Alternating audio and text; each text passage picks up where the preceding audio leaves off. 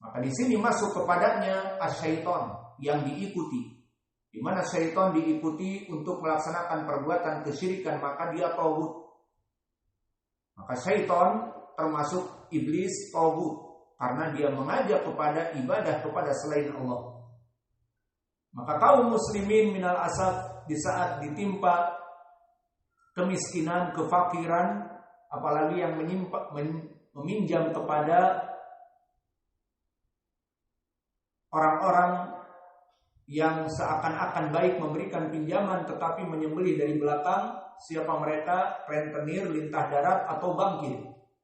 Maka akhirnya dia meminjam 100 juta dan tidak diberikan juga 100 juta dikarenakan ada administrasi dan sebagainya. Yang paling diberikan katanya 85 juta, 15 juta lewat di meja-meja para mudir. Dari 85 yang dianggap 100 juta itu, dia harus membayar sekitar 5 tahun atau lebih atau kurang, yang nanti larinya menjadi 120 juta. Maka tertulis pinjam 100 juta, nerima 85 juta, 15 juta disunat, dan membayar jumlahnya 120 sampai 30 juta. Dan itu jika lancar. Jika tidak lancar, maka akan menggunung dari beban-beban riba setiap bulannya. Dan kemudian kalau dia pinjam kepada para rentenir, seperti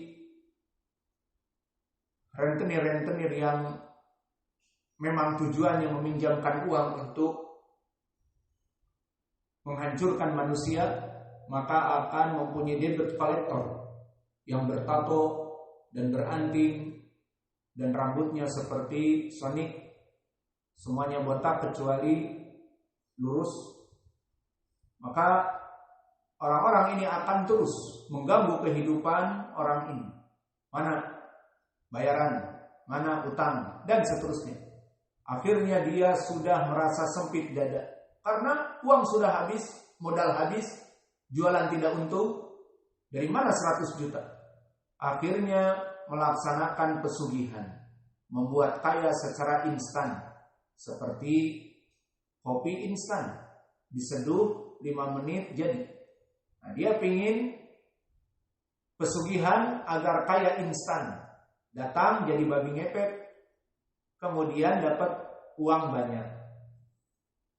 Maka seperti itulah syaitan menjadi taghut. Karena dia datang kepada iblis, kepada syaitan, dan masuk kepadanya juga seperti yang mengaku ilmu ghaib. Ini juga matbu, seperti para dukun. Maka dukun-dukun yang menyebabkan manusia hancur karena dia diperalat menjadi anak buah para syaitan. Kamu ingin pesugihan? Bagaimana bisa bertemu antara iblis dengan manusia dalam keadaan kesusahan tadi? Maka butuh kepada perantara. Perantaranya adalah para dukun ini. Maka para dukun ini yang menjadi perantara, dan dia juga termasuk dari taghut. Kenapa? Alladzi yud'a bi ilmil ghaib. Maka dia mengaku mempunyai ilmu ghaib. Karena selain itu dukun-dukun selain menjadi perantara pesugihan, juga dia akan dimintai dari fatwa-fatwanya yang menyesatkan. Aku sekarang menjadi letkol, apakah ujung-ujungnya pangkatku menjadi bintang-bintang, jadi jenderal? Maka dia akan melaksanakan acara ritual dengan berbagai sarana. Kemudian dikatakan, aku melihat masa depanmu ada bintang 7. Ternyata dia adalah mengisyaratkan kepada puyer bintang 7. Maka disangka oleh orang ini, oh berarti aku akan naik jenderal. Akhirnya diberilah uang banyak. Padahal si dukun ini tidak tahu masa depan. Dia hanya bilang bintang 7, maknanya puyer bintang 7. Dipikirnya orang ini mengetahui ilmu ghaib, maka masa depanku akan menjadi jenderal. Akhirnya dia sekolah lagi di Sekolah Bandung, mengeluarkan miliaran agar dari pamen menjadi pati, perwira menengah menjadi perwira tinggi. Akhirnya keluar 1 miliar, tidak diterima. Akhirnya sudah jual sawah dan ladang, tidak jadi bintang-bintang, tidak jadi jenderal. Allahumma musta'an. Karena apa? Mempercayai dukun yang mengaku mempunyai ilmu ghaib, maka di sini pun taghut. Dan begitu pun dari mereka para pemimpin yang zalim, yang mana mereka memerintahkan untuk melaksanakan peribadatan kepada selain Allah, di antaranya Fir'aun, maka dia masuk di sini kepada muta' ataupun kepada ma'bud juga, ataupun kepada matbu'. Dan juga dari para pengaku aulia ilah yang melaksanakan memerintahkan kelompok-kelompoknya untuk bersujud kepadanya, seperti orang-orang sufi yang gulu. Maka kita melihat banyak bagaimana mereka di YouTube, terutama sufi-sufi dari Pakistan ataupun sufi-sufi yang bukan dari Arab, maka mereka sampai menyembah-nyembah dari kelompok thariqah-thariqah tertentu kepada gurunya. Dan mungkin juga diamanatkan agar mendatangi kuburan para wali yang sudah meninggal, sehingga mereka diperintahkan untuk meminta malap barokah dan berdoa kepada wali-wali yang sudah meninggal. Maka ini semuanya masuk kepada matbu', gulu, taghut yang mengajak kepada pengikut-pengikutnya untuk menyembah kepada selain Allah. Inilah makna dari taghut, dan ini makna dari ayat wajtanibut taghut. Maka inilah hakikat dari taghut. Al-muadzin yu'adzin.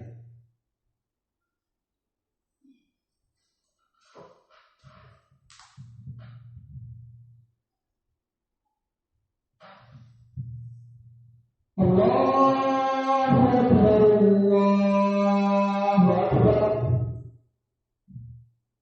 Allahu Akbar, Allahu Akbar. Asyhadu an la ilaha illallah.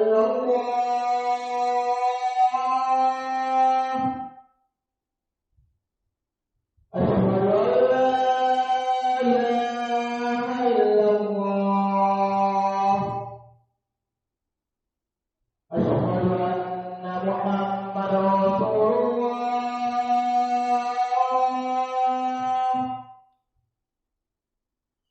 Asyhadu anna Muhammadar Rasulullah.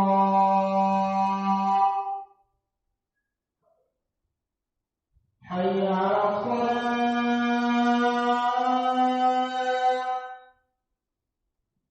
Hayya 'alas shalah.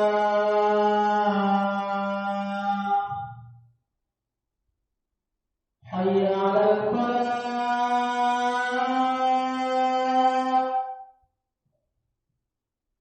Hayya 'alal falah.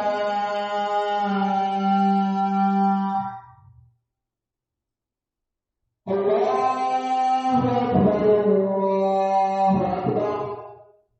La ilaha illallah. Allahumma shalli Allahumma rabb hadhihi da'wati tammah. Maka setelah kita mengetahui tadi bahwa para nabi semuanya mengajak kepada peribadatan kepada Allah dan menjauhi taghut, dan definisi taghut yang disebutkan oleh Imam Ibnul Qayyim, maka dari sini kita mengetahui tidaklah sempurna ketauhidan seseorang kecuali pertama melaksanakan tauhid, dia mengesahkan Allah. Dan yang kedua menjauhi taghut, maknanya dia melaksanakan sholat hanya untuk Allah, berpuasa hanya untuk Allah. Apakah cukup? Kemudian dia bekerja sama dengan orang-orang musyrik kafir, bukan masalah bekerja sama di dunia. Atau adapun bisnis dengan orang kafir musyrik boleh saja. Dulu juga Nabi seperti di hadis Aisyah yang muttafaqun alaih, meninggal dan baju kevlarnya masih marhun. Marhun adalah digadai. di tempat orang Yahudi untuk mendapatkan sok dari tepung. Lihat bagaimana zuhudnya Nabi. Syahidnya Nabi bekerja sama dengan orang Yahudi dalam permasalahan bisnis. Maka bukan maknanya kita wajtanibu taghut, menjauhi para taghut, tidak berbisnis dengan orang-orang kafir, tidak. Maknanya adalah bekerja sama dalam permasalahan agama dan juga bekerja sama dengan mereka untuk menjauhi kaum muslimin. Ini yang dilarang. Maka menjauhi taghut adalah syarat dari kalimat la ilaha illallah. Maka syarat dari kalimat la ilaha illallah yang 7 ditambah yang ke-8 adalah bara'ah minasyirki wa ahli syirk. Maka kita harus seorang muwahhid, syarat-syarat tauhid yang al-ilm wal yaqin wasidq, juga ditambah yang terakhir adalah kita menjauhi untuk tidak bekerja sama dan saling mencintai dengan orang-orang musyrik kafir. Ini dari syarat tauhid seperti ayat tadi, wajtanibu taghut. Selain melaksanakan wa'budullah, juga ijtinab minat taghut. Maka di dalam ayat yang lain di Al-Baqarah Allah sebutkan bahwa jika seseorang melaksanakan tauhid dan menjauhi taghut, maka dia telah berpegang teguh dengan agama Islam yang benar, yang hakiki, kalimat tauhid yang benar. Seperti Allah berfirman, "Fama yakfur bitaghut wa yu'min billah." Barang siapa yang kufur kepada taghut, lalu yang kedua apa? Melaksanakan tauhid dengan beriman kepada Allah, maka dia faqad istamsaka bil urwatil wuthqa lan fisama laha. Maka dia telah berpegang teguh dengan tali akidah yang kuat yang tidak akan tercerai-berai dari keyakinannya. Fama makna bil urwatil wuthqa, maka telah datang makna urwatul wuthqa datang dari Mujahid yang sanadnya sahih dari Ibnu Abi Najih dan juga dari jalan-jalan yang lain disebutkan makna urwatul wuthqa adalah al-iman. Dan telah datang dari Sudil Kabir al-urwatul wuthqa huwa al-Islam. Dan telah datang juga dari Sa'id ibnu Jubair yang jalannya diriwayatkan oleh Imam At-Tabari dari Ahmad ibnu Ishaq, haddatsana Abu Ahmad, haddatsana Sufyan an Abi Sauda an Ja'far ibn Abil Mughirah dari Sa'id ibnu Jubair, faqad istamsaka bil urwatil wuthqa ay la ilaha illallah. Maka tafsir salaf seperti kita pelajari di usul tafsir bahwa dari 3 makna tadi, urwatul wuthqa adalah Islam, dan urwatul wuthqa adalah kalimat la ilaha illallah, dan urwatul wuthqa adalah al-iman dari tafsir Mujahid, Sudil Kabir, dan juga dari tafsir Sa'id bin Jubair. Maka al-Islam wal iman wa kalimat la ilaha illallah semuanya satu.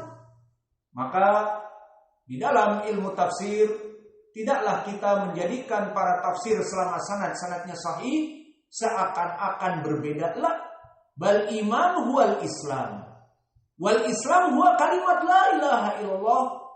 Maka semuanya bimakna wahid, semuanya adalah satu.